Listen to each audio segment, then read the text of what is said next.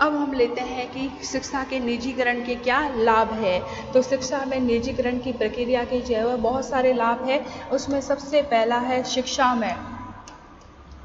में गुणात्मक सुधार लाना। शिक्षा में गुणात्मक सुधार लाना। शिक्षा में जो है गुणात्मक सुधार जो है लाना। सरकार के द्वारा जो है ना स्वपोषित शिक्षण संस्थाओं की शिक्षण संस्थाओं की जो स्थिति है वो गंभीर और चिंता का विषय बनी हुई है। मतलब विद्यालयों के अंदर जो है वो प्रॉपर जो है सुविधाएं नहीं है ना, लाइब्रेरी नहीं है, अच्छी जो है वो प्रयोगशाला नहीं है, खेल के मैदान नहीं है, उचित सामग्री नहीं है। इसके कारण जो है वह शैक्षणिक स्तर जो है वह दिन ब दिन जो है वह गिरता जा रहा है। सरकार के द्वारा जो भी संचालित किए जाने वाले और है ना जिनको फाइनेंशियली जो है वह हेल्प की जाती है गवर्नमेंट की, उन शिक्षण संस्थाओं की स्थिति जो है वह गंभीर बनी हुई है। उनके अंदर बुनियादी सुविधाओं का अभाव है। शैक्षणिक स्तर जो है वह इन विद्यालयों का जो है वह गिरता जा रहा है। शिक्षक व छात्र दोनों ही राजनीतिक गतिविधियों में लिप्त हैं। शिक्षकों का रुझान जो है वह ट्यूशन पर होता है। शिक्षकों का रुझान जो है वह ट्यूशन पर ही होता है। शिक्षकों का रुझान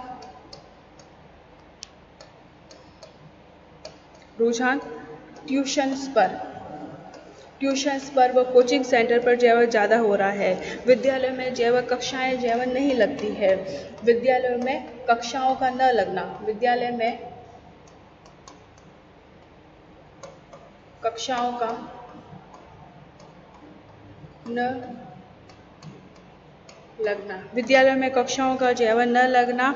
इसके अलावा जो है वह उच्च स्तरीय डिग्रियां प्राप्त करने के बावजूद भी डिग्रियां प्राप्त करने के बावजूद विद्यार्थी को जो है वह सब्जेक्ट से रिलेटेड जो है वह जानकारी नहीं होती है। उनका जो है नॉलेज जीरो होता है। इन परिस्थितियों में शिक्षा के निजीकरण की मांग के लिए है ना निजीकरण की मांग को जो है वह स्वीकार किया गया है और शिक्षा के लिए निजीकरण का जो है वह मार्ग चुना गया है, ताकि कंपनियां जो है वह है ना शिक्षा की जो है वह गुणवत्ता को ऊपर उठा सके। देन नेक्स्ट है वित्तीय समस्याओं का समाधान। निजीकरण के लाभ में है सेकंड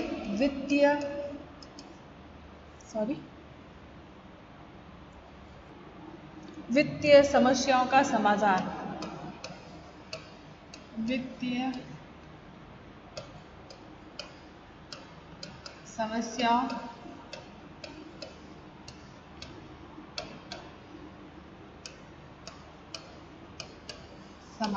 वित्तीय समस्याओं का समाधान।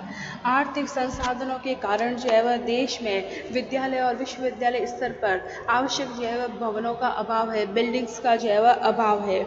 आर्थिक संसाधनों की कमी के कारण देश में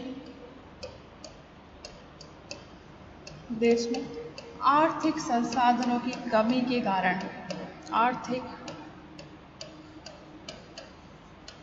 संसाधनों की कमी के कारण देश में विद्यालय और विद्यालय स्तर पर आवश्यक भवनों का अभाव है। विद्यालय एवं विश्वविद्यालय स्तर पर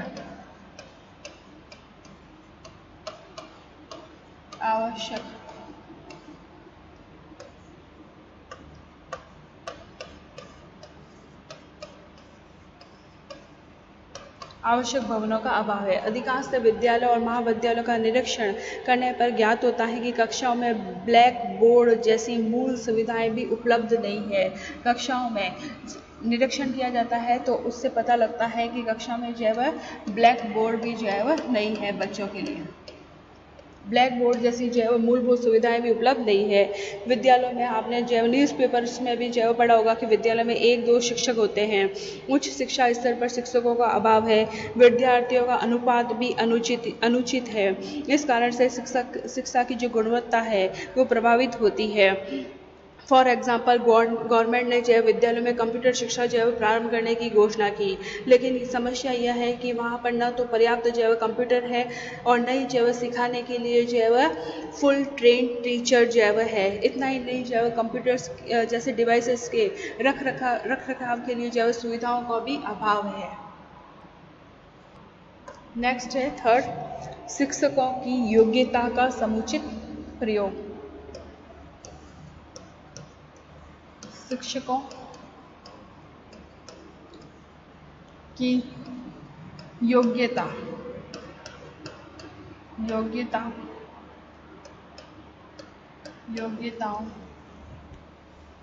का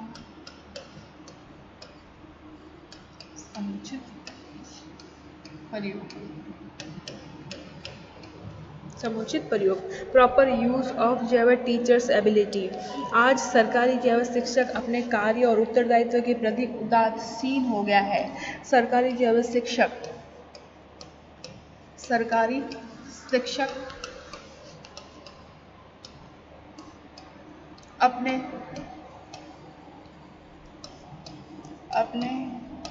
कार्यों एवं उत्तरदायित्व के प्रति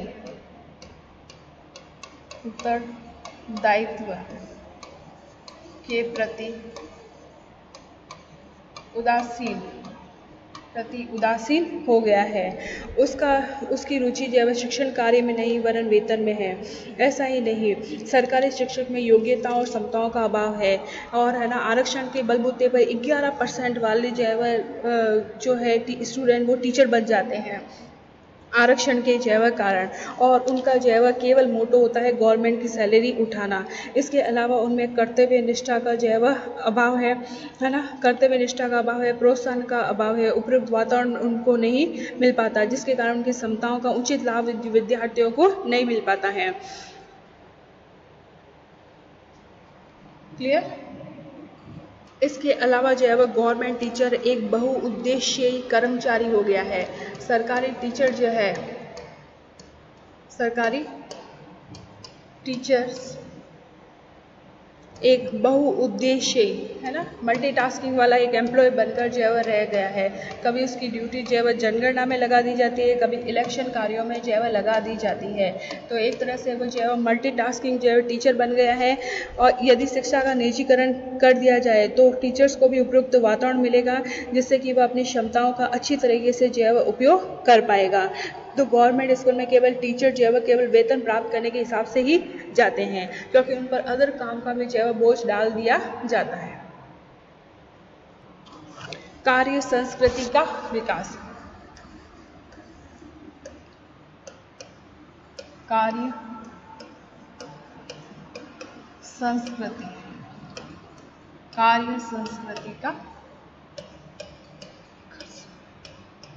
संस्कृति का विकास। हाँ, डेवलपमेंट ऑफ वर्क कल्चर। आज सरकारी संस्थाओं में शिक्षकों एवं अन्य कर्मचारियों में कार्य करने की प्रवृत्ति समाप्त हो गई है। आपने देखा होगा कि गवर्नमेंट स्कूलों में टीचर्स और जो अदर वर्कर होते हैं वो काम करने की उनमें चेष्टा ही नहीं होते हैं।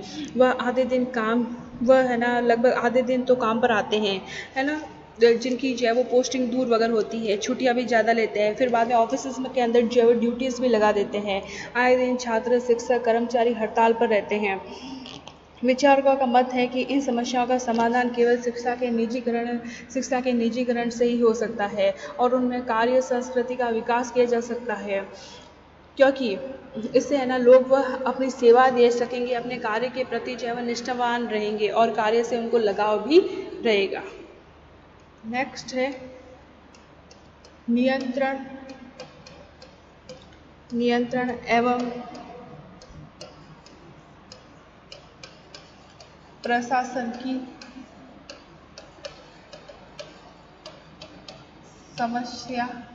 की समस्या का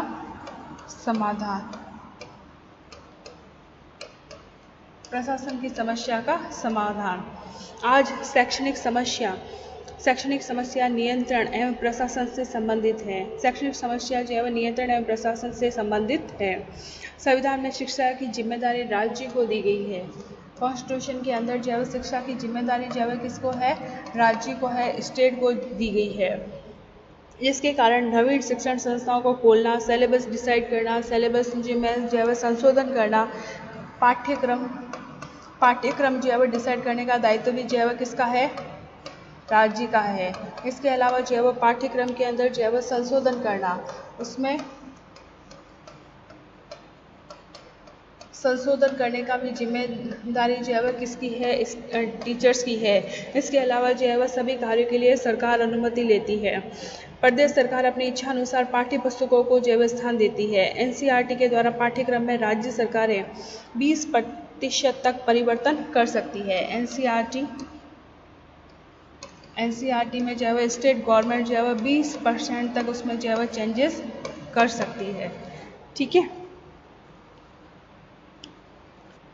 इसलिए जो है शिक्षकों का जो चयन है, उनका वेतनमान है, उनकी योग्यता है, सिलेबस है, बुक्स है, सभी का केंद्रीकरण है, उसको जो है वो समाप्त किया जाना चाहिए। विश्वविद्यालय और अन्य जो ऑर्गेनाइजेशन है वो गवर्नमेंट सेक्टर के कंट्रोल से पूरी तरह मुक्त होनी चाहिए।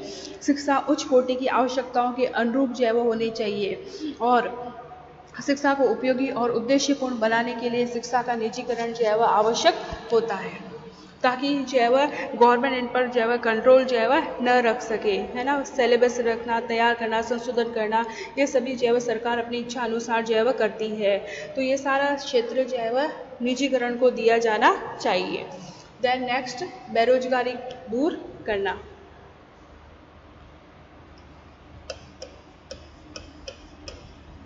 बेरोजगारी दूर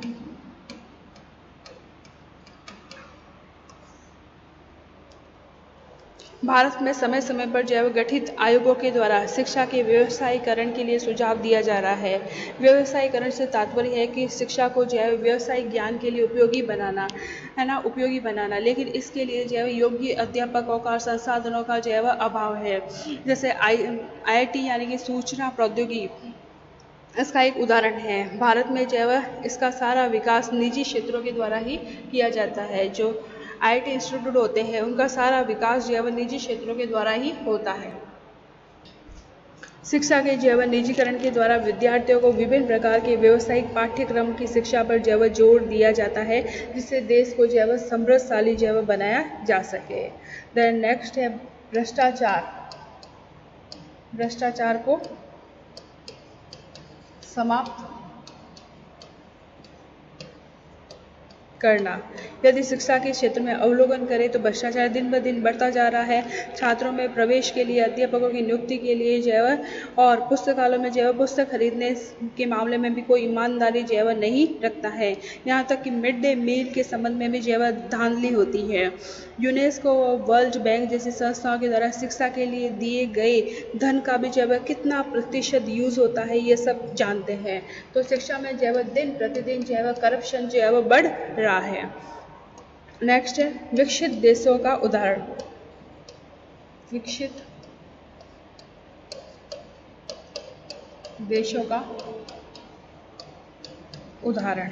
विश्व के विभिन्न देशों, अमेरिका है, इंग्लैंड है, जापान है, इंडोनेशिया है, उन्होंने शिक्षा के क्षेत्र में निजीकरण को जो है अपनाया है। अमेरिका, इंग्लैंड, जापान, इंडोनेशिया है, चीन है, फिलीपींस है, इन सब ने जो है शिक्षा के क्षेत्र में निजीकरण को अपनाया है। और इनमें से सबसे अग्रणी है अमेरिका। अमेरिका में जो है लिबरलिज्म होने के कारण अमेरिका शिक्षा के क्षेत्र में सबसे आगे है।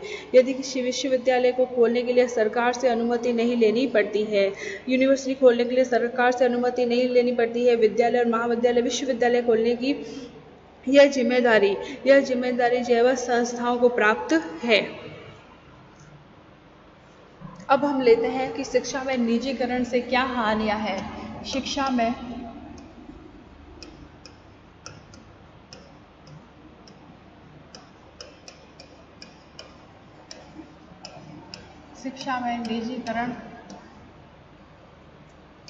निजीकरण से हानियां। शिक्षा में निजीकरण से जो है वह हानियां। निजीकरण शिक्षा में गुणात्मक सुधार की दृष्टि से अत्यंत आवश्यक है, लेकिन इसके विरुद्ध जैव तर्क भी दिए गए हैं। शिक्षा राज्य का दायित्व है। शिक्षा देना जैव किसका दायित्व है? राज्य का। शिक्षा राज्य का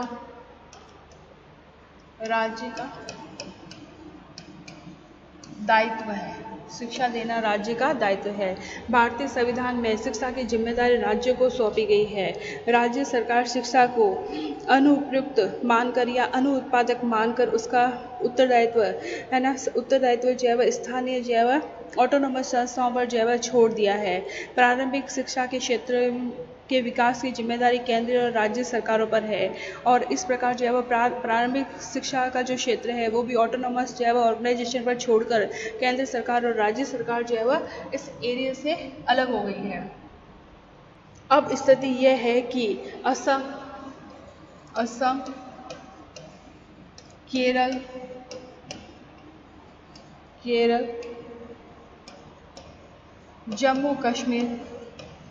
जम्मू कश्मीर है, पंजाब है, हरियाणा है, नागालैंड को छोड़कर प्रारंभिक शिक्षा का उत्तरदायित्व जो है वह स्थानीय प्रशासन पर और आंशिक रूप से जैव राज्य प्रशासन पर है। क्लियर? और ये दोनों अपने अपने ढंग से जैव शिक्षा का नियंत्रण और एडमिनिस्ट्रेशन का वर्क जैव करते हैं, परंतु दोनों में तालमेल का भी अभाव पाया जाता है। क्योंकि जहाँ तक है ना प्राथमिक शिक्षा का जैव संबंध है, संविधान के जैव directive principle of state policy नीतिशक तत्वों के अनुच्छेद जैव 45 में भी कहा गया है कि राज्य जैव 14 वर्ष तक की आयु के बच्चों के लिए निःशुल्क और अनिवार्य शिक्षा की व्यवस्था करेगा। ठीक है। इसके अलावा जैव धारा 21 के तहत आर्टिकल जैव 21 के तहत प्राथमिक शिक्षा को ऐसा अधिकार बना दिया गया है जिसे कानूनी रूप से जैव लागू किया जा सकता है। क्लियर? तो शिक्षा देना जैव राज्य का दायित्व है और उसको अपनी जिम्मेदारी जैव निर्वहन करनी चाहिए। इसलिए जैव प्राथमिक शिक्षा का निजीकरण अगर होता है तो वो उसको उपयुक्त नहीं कहा जा सकता है। फिर बाद में प्राइवेट जो इंस्टीट्यूट होते हैं उसमें शिक्षा जो दी जाती है वो बहुत ही ज़्यादा जैव क्या होती है? महंगी होती है, एक्सपेंसिव होती है। क्योंकि शिक्षा का निजीकरण अगर कर दिया जाता है तो यूनिवर्सिटी, विद्यालय है ना, सभी जैव प्राइवेट सेक्टर में चले जाएंगे और इसके कारण जो है उनकी गुणवत्ता बढ़ेगी और गुणवत्ता के कारण जो है वह उनकी फीस वगैरह भी जो है क्या होगी? महंगी होगी। जबकि सरकारी आंकड़ों के अनुसार भारत की 27% जनसंख्या जो है गरीबी रेखा के नीचे निवास करती है और उनको जो है वह इन सुविधाओं का लाभ मिलना असंभव है क्योंकि वह इतनी महंगी फीस जो है वह पे नहीं कर सकते। इसके अलावा जो है वह शिक्षा का प्राइवेटाइजेशन होने के कारण शिक्षकों का शोषण भी बढ़ेगा क्योंकि बहुत कम सैलरी पर टीचर्स जो है वो अपॉइंट कर लिए जाते हैं। शिक्षकों के शोषण की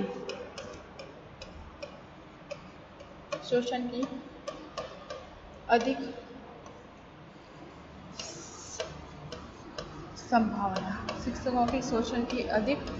संभावना। शिक्षा के निजीकरण से अध्यापकों के शोषण की संभावनाएं बढ़ गई है। वर्तमान में जो है निजी संस्थाएं इसका उदाहरण है। शिक्षकों से काम अधिक लिया जाता है और वेतन जो है कम दिया जाता है। उनकी नौकरी सुरक्षित नहीं है। कम सैलरी मिलने वाले जो है टीचर्स को भी जो है अपॉइंट कर लिया जाता है। इसलिए शिक्षकों का जो है शोषण लगातार बढ़ रहा है। इसके अलावा कम वेतन पर जो है अकुशल शिक्षकों की जो है नियुक्ति की जा रही है।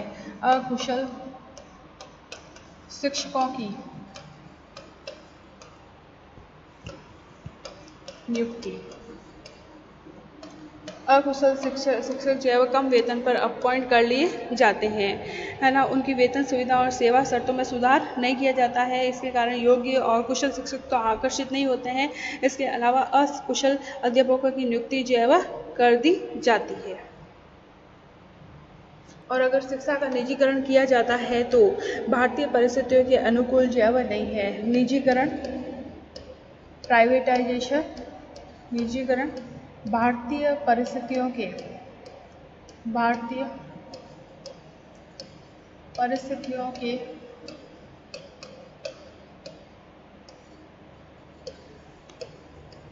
अनुकूल नहीं है। विकसित राष्ट्रों के समान जो है वह भारत के अंदर जो है वह अगर शिक्षा में निजीकरण कर दिया जाए, लेकिन फिर भी है ना बहुत सारे लोग जो है वह इस शिक्षा से वंचित रहेंगे। निजीकरण में अपने अपने सब विद्यालय खोलकर बैठ जाएंगे और अपने अनुरूप जो है वह शिक्षा देंगे, तो भारतीय संविधान के जो प्रजातांत्रिक है, धर्मनिरपेक्ष आदर्शों के प्रतिकूल जो है वह होगा। प्रजातंत्र में कोई भी उत्तरदायित्व सरकार अपने नागरिकों को उच्च गुणवत्ता की शिक्षा देने के दायित्व से पीछे नहीं हट सकती है। अतः भारतीय परिस्थितियों में उपयुक्त प्रारंभिक शिक्षा को निजी हाथों में सौंपना बिल्कुल उचित नहीं है। माध्यमिक और उच्च शिक्षा में आंशिकरण निजीकरण जो है वह हो सकता है, लेकिन प्राथमिक शिक्षा को निजीकरण जो है वह में इंक्लूड नहीं किया जाना चाहिए। कि अदर जो है कंट्रीज़ में स्वार्थ विहीन ढंग से जो है संचालन होता है, और ऐसा करना जो है भारत में जो है बहुत ही ज़्यादा मुश्किल है। भारत में शिक्षा का पूर्ण निजीकरण करना जो है बहुत ही घातक सिद्ध होता है। ओके बच्चों, थैंक यू।